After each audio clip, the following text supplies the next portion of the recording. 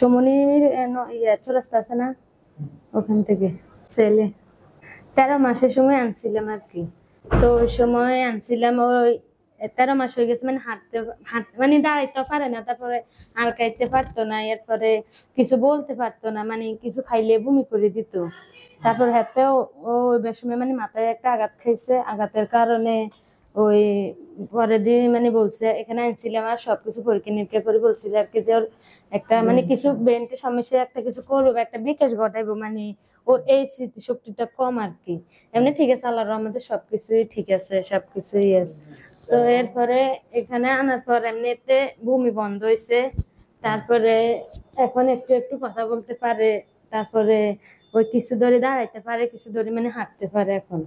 আগে তো ধরেন এই দাঁড়াইতে পারতো না, তারপরে হাঁটতে পারতো না, তারপরে কিছু বলতে পারতো না, এমনি হাঁটতে পারবে এখন, মানে কিছু ধরে ধরে এমনি এখান থেকে ওখানে যেতে পারবে, এই যে হাঁটতে পারে।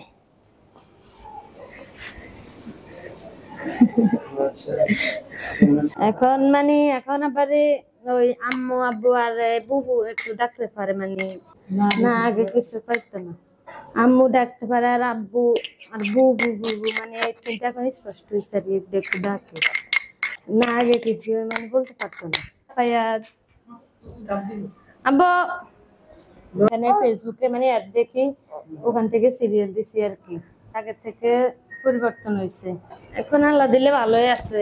তারপরে এখানে আনার পর এখন দাঁত উঠছে, মানে দাঁত উঠছে 5টা উঠছে, মানে এটা আগে দাঁত উঠে 1 বছর হয়ে গেছে আর কি, এখন এখানে আনার পর মানে উঠছে 5টা উঠছে আর কি। এখন আল্লাহর রহমতে আগে থেকে এখন ভালো আছে।